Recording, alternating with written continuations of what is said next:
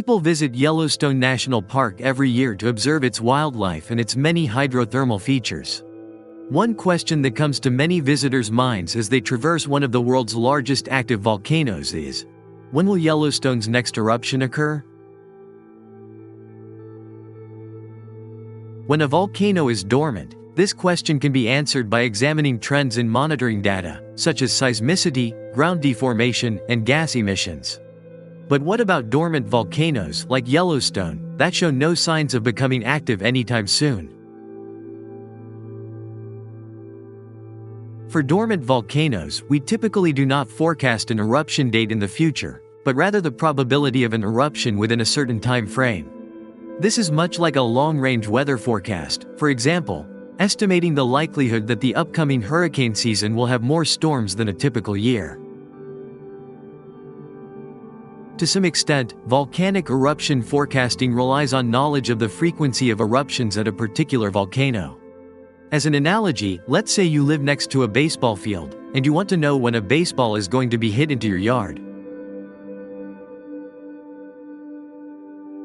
One way to predict this is to calculate the average recurrence rate by dividing the number of baseballs in your yard by the length of the observation period, to get the number of baseballs in your yard per year. This average recurrence rate can then be converted into the probability of a baseball being hit into your yard the next day, week, month, etc.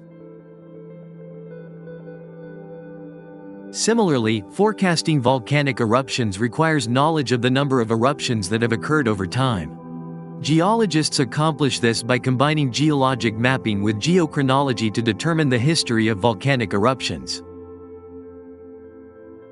Knowing the average rate of volcanic eruptions is just the beginning.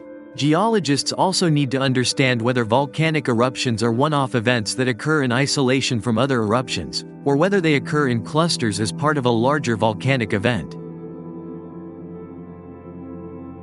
Returning to the baseball analogy, since baseball is only played for part of the year, it is more likely that a baseball will be hit into your yard during the baseball season than during the off-season.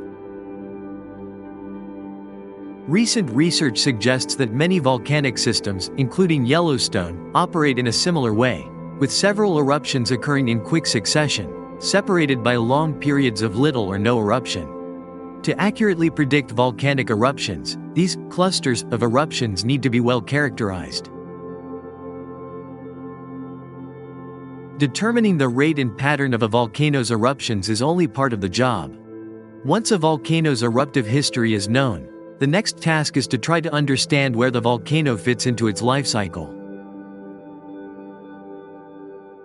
Returning to the baseball analogy one last time, it's like trying to figure out whether it's baseball season or not. The difficulty with places like Yellowstone is that they produce large eruptions, but they happen infrequently, with eruptive episodes going thousands to hundreds of thousands of years apart. This means that there are few observations on which to base our predictions, and, fortunately, few opportunities to test these predictions. For example, there have been no eruptions in Yellowstone National Park for the past 70,000 years. However, from 160,000 years ago to 70,000 years ago, rhyolite lava flows, or clusters of lava flows, erupted on average every 20,000 years. Based on our knowledge of Yellowstone's eruptive history, the annual probability of a volcanic eruption is about 0.001%, but this low number may be too high in the short term. There is no sign of an imminent volcanic eruption based on monitoring data, and we know that the magmatic system beneath Yellowstone is largely solid. But one day, perhaps thousands or tens of thousands of years from now, Yellowstone's volcanic off-season may end, and volcanologists will be watching for signs of an approaching baseball.